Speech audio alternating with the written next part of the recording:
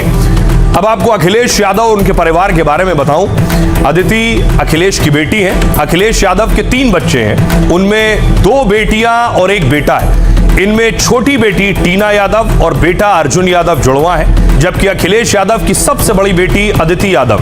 अदिति का जन्म 26 अगस्त 2002 को लखनऊ में हुआ।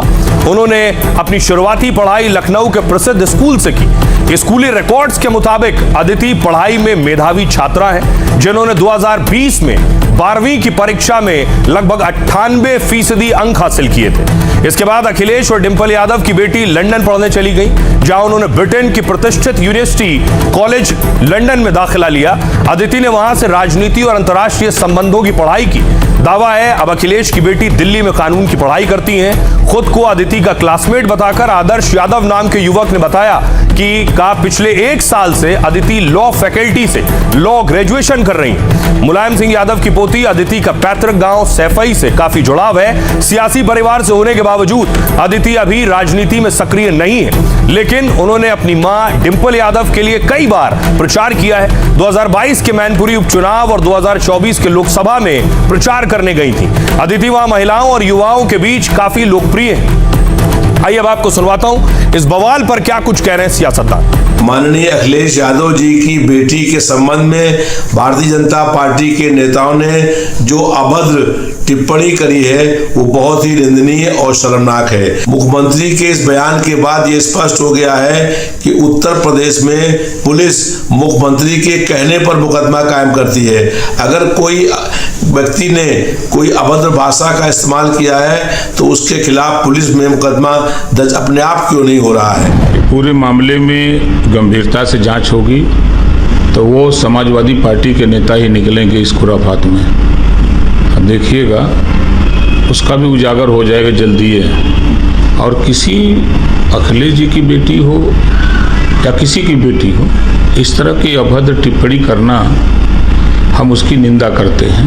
ऐसे लोगों के खिलाफ कार्रवाई होनी चाहिए जिन लोगों ने किया। समाजवादी पार्टी के राष्ट्रीय अध्यक्ष आदरणीय अखिलेश यादव जी के परिवार पे टिप्पणी करने वाली विचारधारा वो कौन सी विचारधारा है, वो किस दल की समर्थन वाले लोग हैं, ये सब जानते हैं। जिन पार्टियों ने वो परंपराएं डाली हैं जहां पर इस तरह के अभद्र भाषा का इस्तेमाल समाजवादी पार्टी के नेता करते हैं या उनके जो कार्यकर्ता करते हैं, उनको भी समझना होगा और उनके मुखिया को उन्हें भी बताना होगा। लेकिन हम लोग संस्कारी लोग हैं, इस तरह की चीज को बर्दाश्त नहीं किया जाएगा। जिसने भी इस तरह की अभद्र भाषा का इस्तेमाल एक बेटी पर किया है उसके खिलाफ कार्रवाई भी होगी, उसको जेल में भी डाला जाएगा और सख्त कार्रवाई की जाएगी और एक नजीर बनाई जाएगी। तो ये योगी आदित्यनाथ का गुस्सा ही था कि एफआईआर की तैयारी भी है और जो आरोपी हैं वो माफी भी मांग रहे हैं। योगी आदित्यनाथ की पहली प्राथमिकता हमेशा रही कि कानून व्यवस्था को दुरुस्त किया जाए। विरोधी सवाल उठाते हैं, एनकाउंटर को फर्जी बताते हैं। आज भी देखिए एनकाउंटर हुए हैं, हापुड़ में एनकाउंटर हुआ है, मुठभेड़ में अपराधी गिरफ्तार हुआ।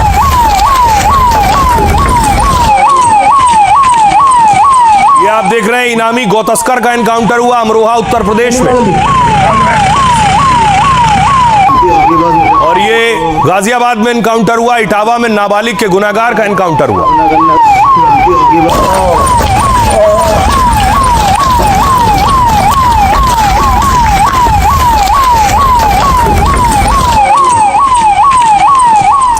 और अब अखिलेश यादव ने यूपी में हो रहे एनकाउंटर पर सवाल उठाए और उन्होंने कहा यूपी में जो एनकाउंटर कर रहे हैं उनकी खबर लूंगा जब सत्ता में आऊंगा। देखिए, उत्तर प्रदेश में अपराधियों के एनकाउंटर से अखिलेश नाराज है। सपा प्रमुख ने योगी के पुलिस वालों को सरेआम वार्निंग दी है। कहा सपा सरकार बनी तो फेक एनकाउंटर पर कार्रवाई करेंगे।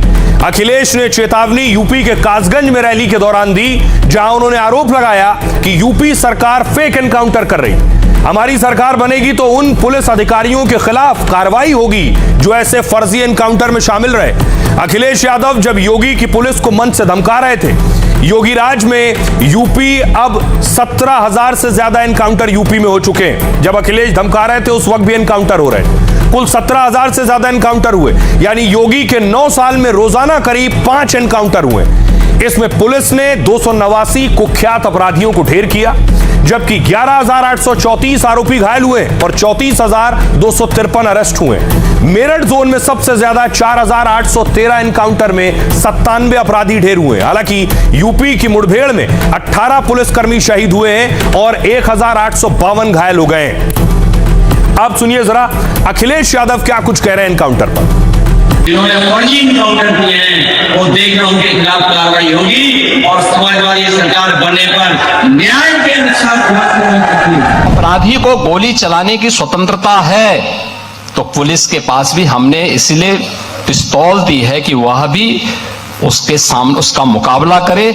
उसका प्रशिक्षण इसी बात को लेकर के हो रखा है और उसको जिस भाषा में समझे उस भाषा में उसको समझाने का काम करें। उत्तर प्रदेश में लॉ एंड ऑर्डर को मजबूत करने का काम किया गया है। ये देश का हर प्रदेश मानता है। जो भी व्यक्ति जो सकारात्मक तरीके से विकास चाहता होगा वो इस बात को मानेगा कि उत्तर प्रदेश में हमने भयमुक्त माहौल दिया, अपराध मुक्त माहौल दिया है, अपराधियों को हमने के ऊपर शिकंजा कसा है। तो इस बात से समाजवादी पार्टी को क्यों घबराहट है, क्यों परेशानी है? क्योंकि समाजवादी पार्टी अपराधियों को पोषित करने वाली पार्टी है।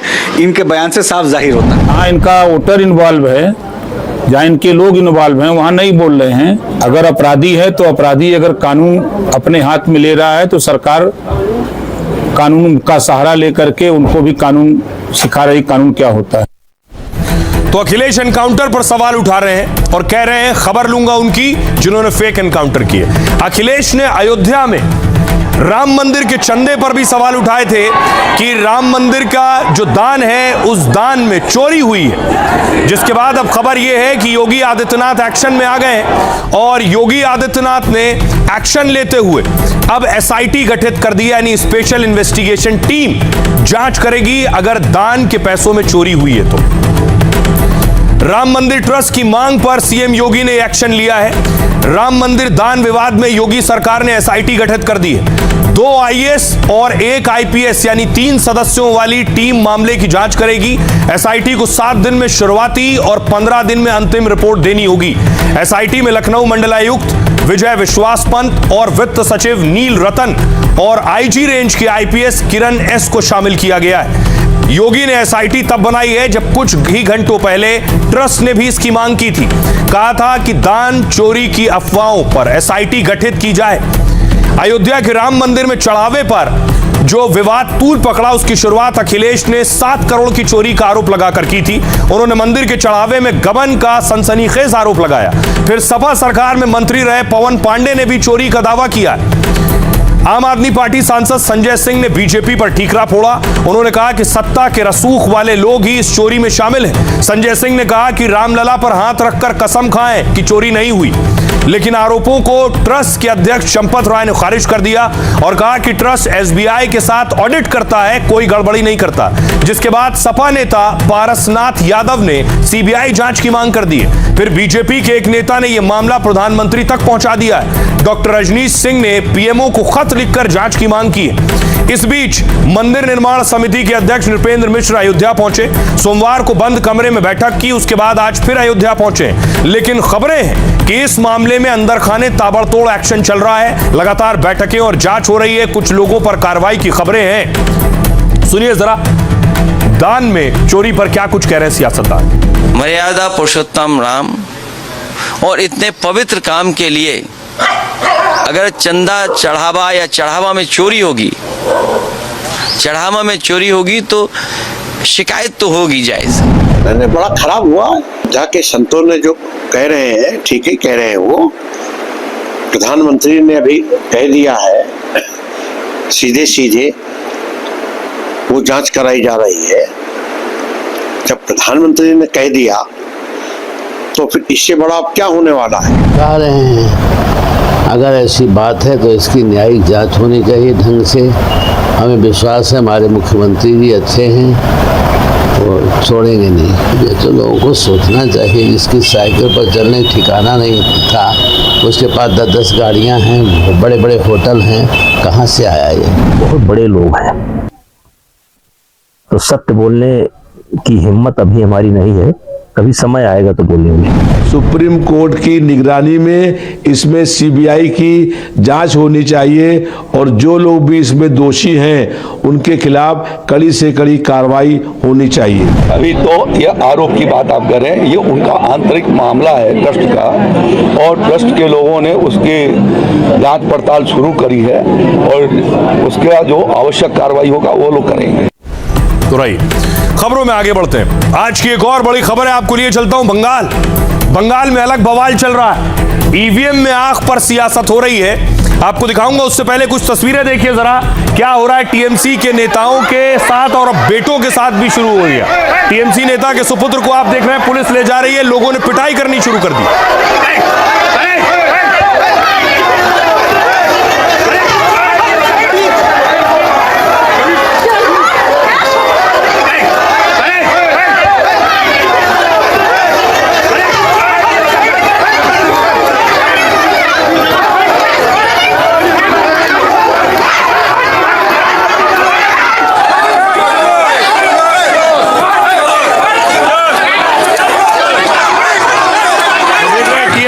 के बेटे को चप्पलों से लोग पीट रहे हैं।